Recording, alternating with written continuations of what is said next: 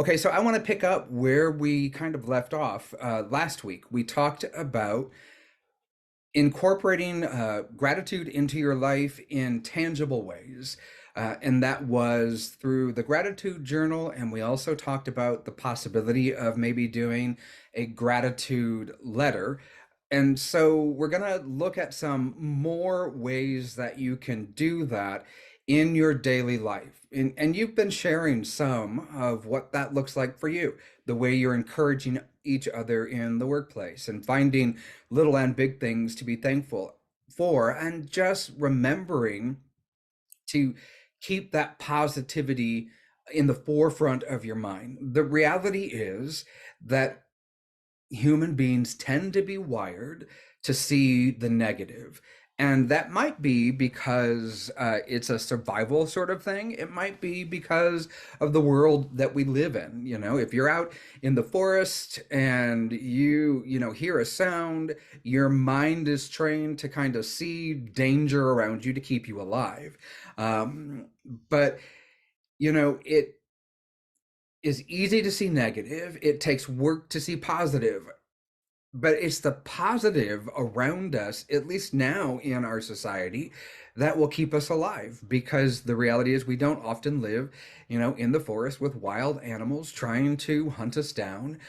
We do have danger around us, of course, but what we need is to begin to see the positive things around us and the positive things in us, and to begin to retrain our mind. Somebody did a study once, and I haven't been able to find that it was corroborated or done, repeated by anyone else, but that it takes seven positive things to undo one negative thing. If somebody says something negative to you at work, whether it be a client or somebody else, the study was basically you're going to have to hear seven positive things to undo that one negative, because we tend to hold on to that. So looking at intentional ways to incorporate and promote this mindset can be very helpful. So I'm going to give you a bunch of ideas here. And again, I've provided the notes from the from the slides that you're seeing, so you don't have to write down everything that you see on the slide here. One is the gratitude journaling that we talked about a lot last week. Another would be a morning gratitude reflection. So just even before you get out of bed, start your day by reflecting on one or two things that you're grateful for. And that can set the tone for the rest of the day. You've probably all had those days where, you wake up and something terrible happens, whether it's kids getting ready or something doesn't work or you don't have hot water or, and it just sort of sets the tone for the whole day.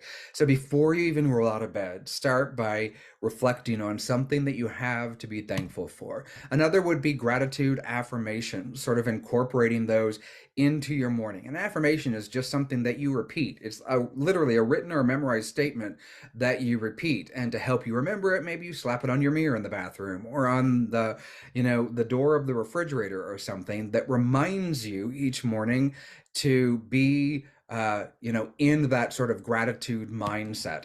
And I also think that, saying these things out loud, which is why I think it's really encouraging that you're at work talking about this stuff, and you're reminding each other to be thankful. And so verbalizing that gratitude in front of others or to others. The way the slide's written, it's basically make sure to say thank you to others for the small and significant gestures that they might make, but also just to let people know in casual conversation, I'm so thankful today for this, or, I was on my way to work and I was thinking about how thankful I was, for this thing that happened. Those kind of things, when we say them out loud, tend to be infectious, like we talked about last week. If you want to go a little bit deeper, if you do any walking or exercise, it's a great way to kind of combine what's good for your body with what's good for your mind. And that would be to be thinking and reflecting on things that you're thankful for. So out going for a walk, looking around, and, I'm so thankful for, this thing that I see over here. I'm thankful for that. I'm thankful for this. Thinking about what happened the day before and being thankful for it while you're walking. And there's also been some research that we retain more when we're physically active, which when I first read that, I'm like, I'm always going to read my textbooks while climb on the treadmill. I did that for about 2 weeks. It was very difficult. But, it just kind of that physical activity helped your mind to be more engaged. You can create a gratitude jar. We did this in a sort of a different way. We actually found on Amazon last Thanksgiving, so actually not 2023, but 2022. Um, these gratitude trees. They're just balsam wood trees that snap together and had little green leaves and spots you could put them in. And so we gave one to all of our family members, and you just write down throughout the year something you're thankful for on that little leaf and stick it on that gratitude tree. And then on Thanksgiving this past year, we pulled them all off and read them. And so that was a way of being able to write them down and in that moment being grateful for it, and then later on being able to pull it out and reflect on that again. And we're going to talk about what reflection is and how important it can be in developing a positive mindset. But it was a really sort of an ongoing and thing that we did, and had a double impact in that not only were we writing it and then being mindful of it, but later on in the year we were remembering it and sharing it with others. So that was a really great thing. You can do an end of day reflection if you're more of a night person than a morning person. When you're going to bed at night, reflect on 3 positive things that happened during that day. And, it'll help you sleep better. If you go to sleep at night thinking about good things as opposed to the problem that happened that day or the mess that you have to deal with the next morning. You can send a gratitude text or an email. So we talked last week about sending a whole letter, but this is going to be that smaller thing, that quick text to somebody, thank you so much for doing this, or an email, oh, you really made my day when you smiled at me. I'm so appreciative of your positive attitude. Those kind of things can strengthen your own mind and strengthen the relationship you have with that person. Mindful meal times. A lot of times, we're just quick to grab something and eat as fast as we can. But this session started today with us watching 2 people mindfully eat baked radishes, and just sort of appreciating this new thing that you found. And so sometimes we just sort of eat and we take it for granted that we have food, as opposed to stopping and just being really appreciative of who cooked it or how it was cooked or what it is, or just the fact that you get to eat, and really slowing down. And bonus, eating mindfully also helps us to stop when we're full, and therefore can have a positive impact on your weight as well. Gratitude meditation, practicing a sort of a short gratitude meditation by focusing your whole attention on the things that you're grateful for. It can help calm your mind. It can help to bring up positive emotions. And then after that meditation, however long that can be for you, you take those moments throughout the day and continue to remember and savor those moments, no matter how small they might be. And we're actually going to start talking a little bit about savoring and mindfulness tonight as we continue to kind of push this gratitude idea and expand it. Visual reminders. I'm a big visual person, which is why I love the tree that we had sitting out in our house all year that we could put the leaves in. Any sort of visual reminder that you can put in your living and workspace that helps you to remember to be thankful or what you're thankful for. And it can be just a cue for you. It doesn't have to be this deeply personal, I'm so grateful for the way this person, any of that. It can be a symbol, an image, a picture, a one word that reminds you of the event or the person or, the thing that you're grateful for. And so that can be very helpful. Gratitude uh, for the challenges that we face. So being able to look at some of the difficulty. We talked last week about how, it builds resilience, about how great things can come out of really crappy situations. And so learning to be grateful for challenges, reflecting on what we've learned and gained from difficult experiences can be helpful. And we're talking about being thankful to other people, but it can also be good just to be thankful to yourself, to stop and acknowledge and appreciate your own strengths and your own accomplishments. Just to take a moment each day to give yourself a pat on the back. I was working once with a man who uh, he was sort of struggling with some depression because of lower back pain that was pretty chronic and pretty intense and was very difficult to treat. Uh, but he had had a pretty long career. He worked with his hands, he worked with his body for most of his life. And so, as we were working together, I gradually started shifting him from focusing on the pain and being, sort of depressed about this chronic pain that he was in, to learning to be thankful and to express thanks to himself and to his body that it was able to work for him all those years, and that it was still able to carry him, up the stairs and downstairs and to the office and out to his yard, and just learning to thank his body instead of constantly hating his body. And that was a a paradigm shift for him that actually, over the course of just a few weeks, began to lessen some of his pain, as he became more grateful to his body as opposed to irritated and angered by his body. For other things that you might want to do, you could do a gratitude board or collage. Again, I'm throwing a lot of ideas out here. Some of them you're going to be like, I'll do that. Others you'll be like, no, I don't think I would ever do that. But that would just be taking some time, like thinking back to grade school or junior high when you did those cutting things out and making collages or whatever. If you do something like this, update it regularly and keep it fresh. If you don't want to do it in like physical media, if you're like on Etsy or something, you could do Etsy boards of the things that you're grateful for in that way. Random act of kindness, or intentional acts of kindness, just to encourage um, being grateful in others, contributes to your own positivity and helps create a positive atmosphere as well. One of the positive psychology techniques that we often use are kindness boosters, just ways that we encourage people, even though, they're down, they're depressed, they're anxious. The assignment one week might be, I just want you to go out and do something nice for somebody. Stop thinking about yourself and your horrible life and do something nice for somebody. They will come back and they'll be like, that actually felt pretty good.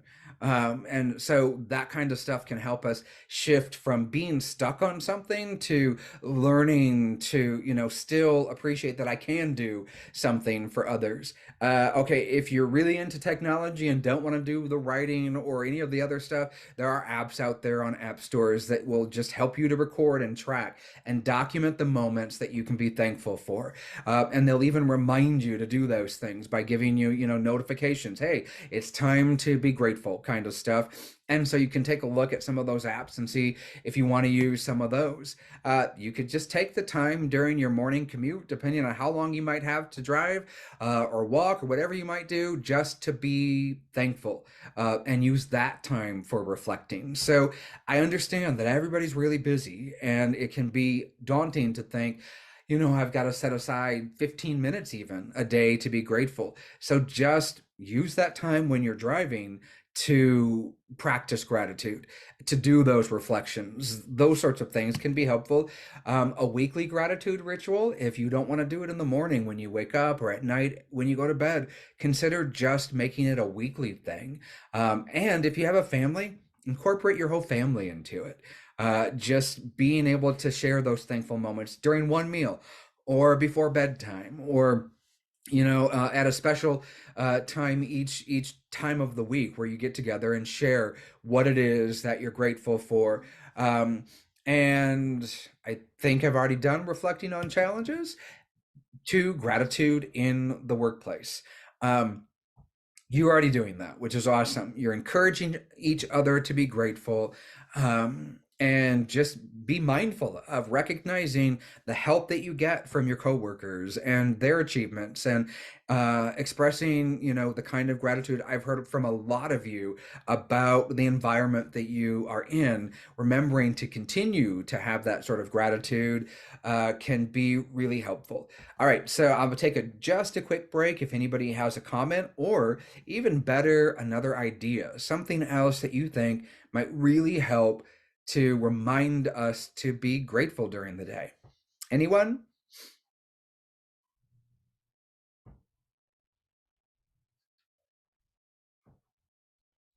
I'll give it one more second. I know sometimes it takes a second to connect.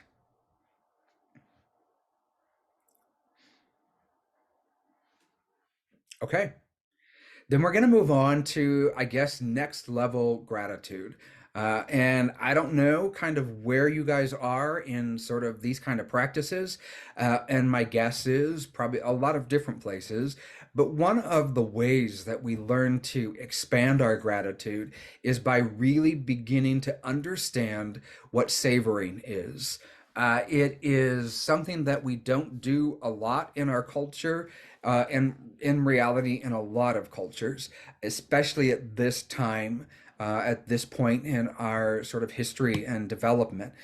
Savoring is a positive psychology intervention that involves the conscious and intentional appreciation, enjoyment, and immersion in positive experiences, emotions, or events. So it goes beyond simply experiencing positive moments, but we want to move to actively amplify and prolong the enjoyment that we derive from them. Savoring, when we get into this practice and build this muscle, allows people to sort of extract greater meaning and greater pleasure from life's positive aspects, and by doing it, it will contribute to overall well-being and life satisfaction. So think back to all the benefits of gratitude and the positive psychology we talked about last week you'll get from learning how to savor your experiences in life more. What's really fascinating, and I'm a little bit of a sci-fi sort of nerd, and one of my favorite things about science fiction has always been time travel. I'm also a science nerd, and I read like endless research papers. I probably read 2 or 3 research papers a day if I get a chance, at least skimming through them to find what I think I need from it. But then that usually leads me on to, well, there was another paper I want to read that. And I was reading this really fascinating one once on our perception of time and how we actually aren't living in the moment that we're perceiving. And it was freaking me out. And they were talking about how we actually have the power to slow down and speed up time in our mind.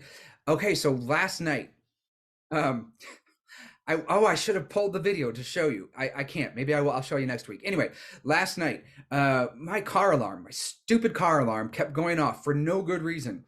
Um, but I'm very grateful for my car. I'm grateful that it basically mostly runs, and I'm very grateful that it was given to me. And it's all great. But the car alarm, I spent like $3,000 to fix this beast. It took like 5 months. It was in the gym, or in the gym. It should have been working. It was in the at the shop. 5 different mechanics. I don't know. Anyway, they give it back to me, and now the alarm goes off for no good reason. If you ever arm it, well, now it's going off when you don't even arm it. Even after you start it and you're driving, it's going off. So last night, I'm sitting here. The alarm's been going off all day. I go outside. It's dark, and I trip. I don't know what I trip on, uh, but then I fall, and I get back up, and I go out, and I get the alarm to shut off, and by opening like the door and closing it and opening the trunk and then starting it and then pressing this button and rolling down this window, and finally it goes off. Today my daughter sends me the security footage of my fall. So I'm watching it, and we're watching it and watching it, and here's what I found remarkable about this. Okay, so when I fell last night, I had a long series of thoughts in my mind. First of all, I tripped, and I thought, what am I tripping on? There shouldn't be anything on my patio here. Then it was kind of soft, and I took a step. I'm like, it's soft and squishy. What is so soft and squishy? And then I thought, oh my goodness, I'm falling. This is terrible. I can't fall on my right hand because I'm going to throw my shoulder out. So then I hit, and then I'm like, this hurts. Oh, wait a minute. This is our lawn chair that I set up when it was going to storm, and it didn't storm, and it must have blown over somehow in the middle of this night. I should have moved it. Then I got up and went out. Okay, so all of that, I know all these thoughts were in my head as I was falling. The whole fall lasted about a second. Like on the video, it was like boom, done, up, and I was, out the gate. But my mind, because I was falling, slowed down time to give me enough time to think about how to fall so that I didn't hurt. It's amazing. Okay, so you can do that without tripping like a dork on lawn furniture. You can learn how to slow your mind down to really savor a positive moment, not one where you're falling and, might get hurt. I'm very grateful that I actually didn't get hurt. So anyway, that's what savoring is. So here are the components of savoring. It would be um, several different ways that you might think about how to savor a moment or an event. There can be anticipatory savoring. So thinking about what is coming up and spending time, reflecting on the fun that you're going to have and how great it's going to be, deriving joy just from the anticipation of future positive events and experiences. And that can be like maybe looking forward to a vacation or a celebration or an upcoming event, or relishing the positive expectations that might be associated with it, or countdown calendars to a break or to a vacation. All of those things are anticipatory savoring. There's in the moment savoring. So it might that would be the ability to just really fully be in the moment, to immerse yourself in the present, to savor the positive emotions and the experiences as they're unfolding. Being fully present in the moment is difficult, but you may be able to do it during like a beautiful sunset or a really delicious meal or a heartwarming conversation. Sci-fi nerd, Star Trek: The Next Generation. Deanna Troy, who's kind of like this empath. She's half human and half something else, and she's trying to teach somebody how to enjoy something. And she's eating chocolate, and the person she's teaching is just sort of like, oh, ate it. She's like, no, no, no, no, you've got to. And then she goes through this whole elaborate ritual of how she gets the chocolate ice cream on her spoon, and how she looks at the way it is on the spoon, and the frost around it, and then putting the spoon in her mouth, and the way she pulls the spoon out and feels it in her mouth, and the cold going down. Like there was this whole like ritual around enjoying one bite of chocolate ice cream. But there's power in that, in just really savoring something. It can just be mindful attention. That's going to be a key point to any savoring experience. It's just sort of emphasizing a focused awareness on the details, on the sensations that you're feeling, on the emotions that are associated with that positive experience. So it might be paying really close attention to the sights and the sounds and the feelings of a pleasurable activity, allowing for it to grow in your mind, to become more rich and more immersive rather than just sort of flying through it. Expressions of gratitude for positive emotions or positive things can be an act of savoring by verbalizing what you're thankful for, you're reliving it, and sharing that with others. Creating those moments of shared joy, like sharing good news or celebrating achievements with friends or with family, and collectively enjoying those positive moments. Those are all components of savoring. All right, so there are a lot of different ways that you can savor, but in like a nutshell, it's always going to involve in some way slowing down and becoming more aware of what's happening around you and in you. If I were to write a definition of savoring, that's probably what my definition would be. If you start incorporating that idea of savoring into your daily life in some way, you're going to find so much more to be grateful for. And it's going to hit you in a deeper, more fulfilling, and richer way. And you're going to then be grateful for that, which is going to lead you to find more gratitude. So that gets you in that positive feedback loop that we briefly touched on last week. So there are a few ways that we can learn to do some savoring. One of them is through guided imagery. And this is one of my favorite things to do with patients. I do it a lot with children who have anxiety and who are struggling. And I have to tell you, in one of my guided imagery, it's called Safe Place. And so the idea is you create a place that always brings back positive memories and is uplifting, and it is, inspiring, and it will, make you feel good. And you create this space in your mind. And then we go through some breathing techniques and muscle relaxation. And then we start creating this image and helping, this person to get to that place where they feel safe and secure. And so I was doing this with this one kid, and every time he comes in, he's about 8. He has autism, and so part of autism is you sort of perseverate, you get stuck on something and it's hard to move beyond it. And for him, this place is Bojangles, which is like this kind of southern chicken restaurant that's all over in the South. And he's always thinking about the bowberry biscuits or the sausage biscuits, or those kind of things, and he always wants me to go there with him, and he wants to bring it into session anyway. So I get him totally calm and totally relaxed, and he creates this safe place, and I'm like, so where are you? And he's like, Bojangles. And I like tried so hard not to laugh, but I'm like, okay, so all right, great. What do you see?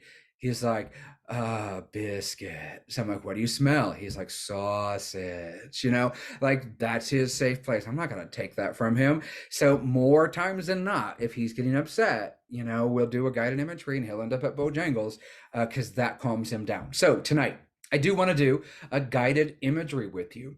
And so, what I want you to do is just where you are seated. And I know the environment may not be super conducive to this, but if it can be quiet, someplace where you can just sort of sit comfortably and maybe close your eyes for a second. And even if you can't do this, this as much as you want to, being able to start to practice this. So I'm not going to do this for a long time. Generally, a guided imagery might take like 10 minutes for me to go through the whole thing. But let me just give you this, sort of idea of how it can be. So if you just take a second and close your mind, close your eyes, clear your mind a little bit, and just get comfortable and bring your attention to your breath. Just take some slow, deep breaths. A lot of times, being mindful or being grateful is as simple as just drawing our attention to the simple act of breathing. We take it for granted, but a few nice, deep, full breaths into your stomach, into your abdomen, can help you to feel instantly calm. In fact, as we slow our breathing down, we start to slow our heart rate down, which slows our mind down, which helps us to be more calm and more focused. So I want you just to breathe in and breathe out. And in a second, I'm going to count. We're going to breathe in for 4 and out for 4.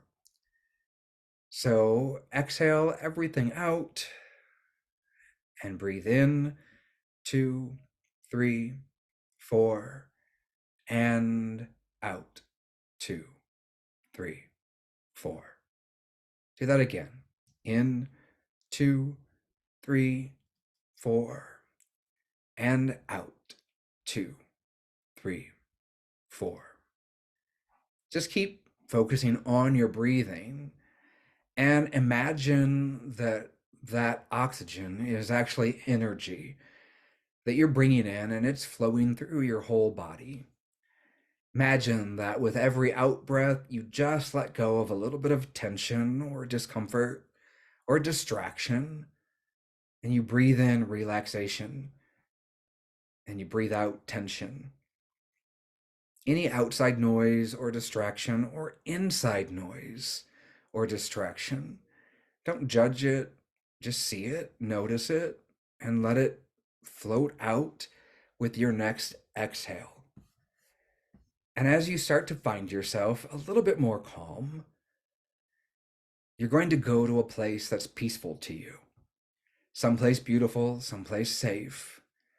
It can be a place that you've been to in real life, or it can be a place in your imagination. It can be on this planet or somewhere that doesn't even exist except in your mind. If there's one place that comes to mind, great. If there's multiple places, just pick one that interests you. And as you find yourself in your mind's eye there, take a second to look around and notice. Notice the colors and the shapes and the things that you see there. And breathe in and breathe out. Maybe you can imagine that you're hearing sounds in this place and it's a very peaceful place, or maybe it's just very quiet as you continue to breathe in and breathe out. Maybe in this place you imagine an aroma or a fragrance that could only come from there. Maybe not. Just simply enjoy where you are, whatever feels right for you. Maybe you notice the temperature, the weather around you. Maybe it's warm or it's cool. If you're outside, maybe there are a lot of clouds or maybe a lot of stars. Anything that feels right for you in this moment, you create. And as you do so, and as you continue to breathe in and out, feelings of peacefulness or relaxation or comfort begin to wash over you. And in this moment right now, that's good. And allow yourself just to be in that place and draw energy from this moment of peacefulness. Let there be a deep sense of restfulness and comfort as you breathe in and breathe out. And now notice what you might be feeling grateful for in this place that you've created, in your life, or in your mind's ability to take you here and to bring you peace in this moment. And know that you can always come back here whenever you want. Just a few deep breaths, and you'll be back at this peaceful place. And when you're ready, you can allow those images to fade.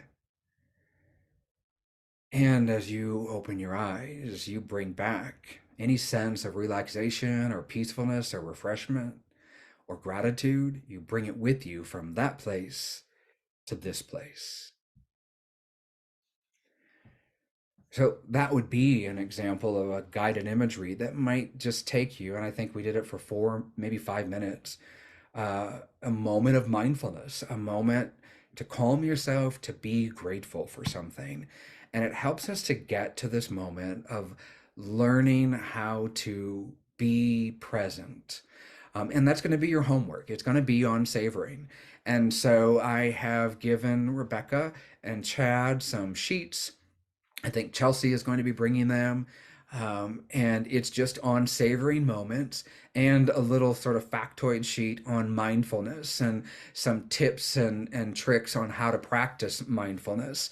But what this sort of leads us to is developing the ability to be here now.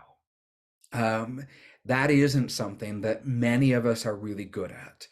I was doing a session last night via telehealth with a person who, was struggling and had a lot of different challenges. But during the telehealth, they were at work, they were eating in between talking to me.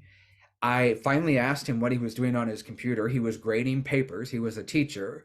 And he was also talking 4 or 5 times to the people who were in the hall, that were coming in to interrupt him. The concept of just being present, even for himself, like he had reached out for therapy. This was his first session, but he couldn't even give himself to that moment for his own well-being.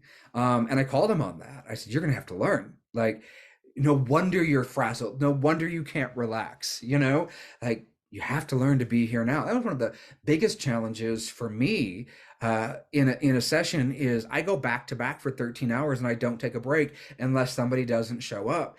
I can't be thinking about what somebody said the hour before when I've got somebody in front of me. So this is my mantra: be here now. This is all I have. It's this moment. When we learn to live in that moment, to find the power to savor something, we start to find gratitude and peace and positivity in ways that we maybe never had before. I want to share with you a little story that I uncovered somewhere along the way. It's called Peter and the Golden Thread. And it's about this idea of learning to savor and be present in a moment in our own life. It says Peter was a young boy who could never live in the moment. When he was in school, he dreamed of being outside playing. When he was outside playing, he dreamed of his summer vacation. Peter constantly daydreamed, never taking time to savor the special moments that filled his days. One morning, Peter was out walking in a forest near his home. Feeling tired, he decided to rest on a patch of grass and eventually dozed off.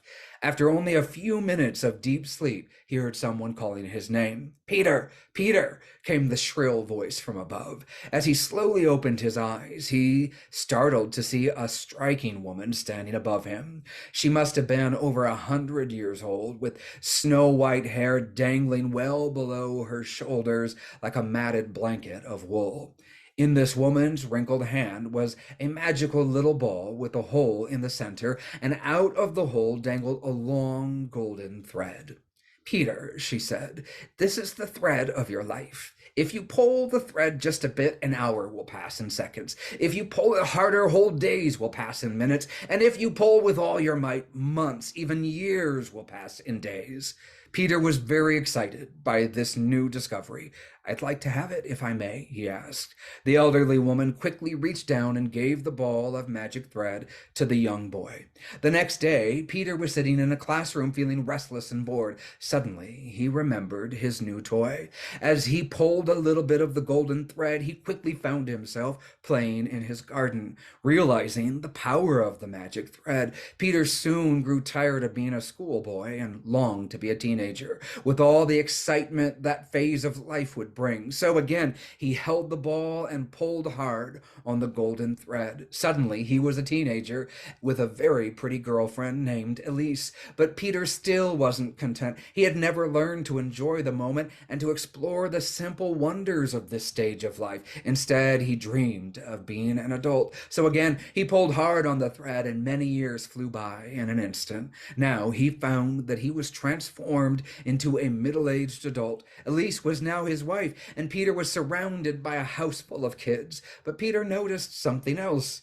His once jet black hair had started to turn gray, and his once youthful mother, whom he loved so dearly, had grown old and frail. Yet Peter still could not live in the moment. He had never learned to live in the now, so once again he pulled on the magic thread and waited for the changes to appear.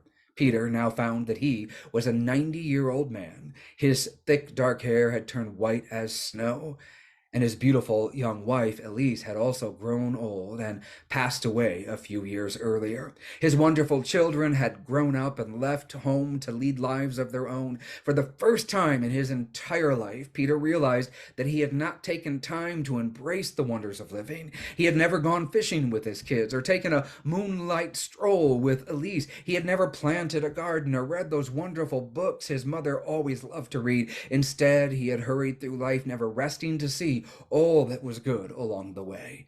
Peter became very sad at this discovery. He decided to go out to the forest where he used to walk as a boy to clear his head and warm his spirit. As he entered the forest, he noticed that the little saplings of his childhood had grown into mighty oaks. The forest itself had matured into a paradise of nature. He laid down on a small patch of grass and fell into a deep slumber. After only a minute, he heard someone calling out to him. Peter! Peter! Cried the voice. He looked up and to his astonishment saw none other than that same old woman who had given him the magic golden thread so many years before. How have you enjoyed my special gift? She asked.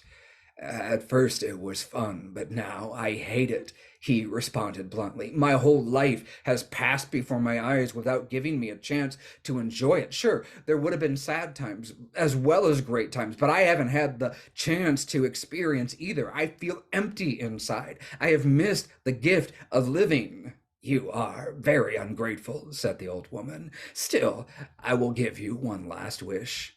I'd like to go back to being a schoolboy, to live my life over again, Peter quickly responded. He then returned to his deep sleep.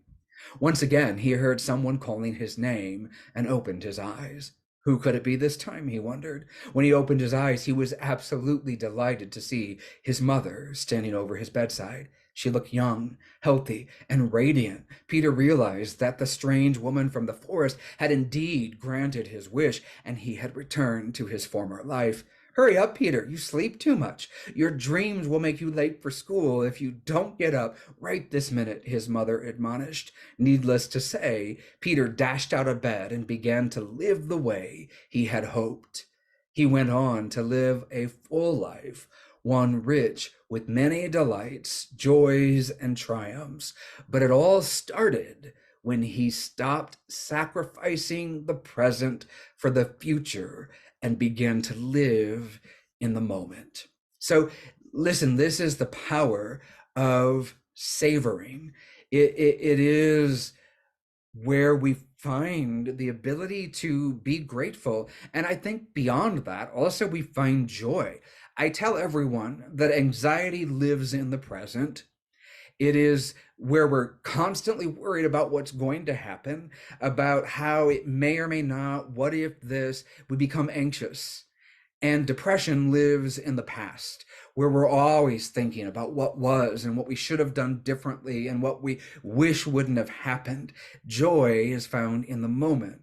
So the more we can bring ourselves into the moment through simple practices like gratitude and savoring and mindfulness, uh, really honestly, truly, the happier we become.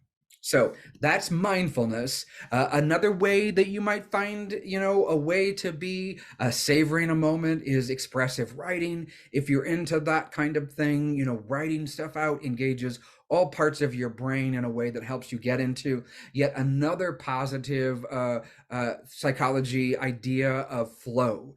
It's mindfulness while doing something where you're completely lost in it. And maybe you've experienced that at some point, doing something and time just sort of disappears and you're so engaged in what you're doing. Expressive writing can help you do that. So I've sent the sheets there for homework, and it's just savoring practice.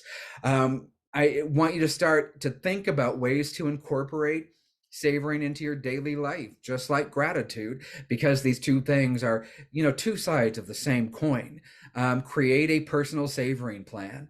Look at ways that when you get these sheets, there'll be suggestions on there, ways that you can do that. And just like with gratitude, there are going to be challenges. So, look to overcome those challenges. When your mind says, yeah, but, you say, okay, yes, and, okay, so yes, I can do this, and I'm going to have to develop a solution or a strategy to address this challenge that's coming up.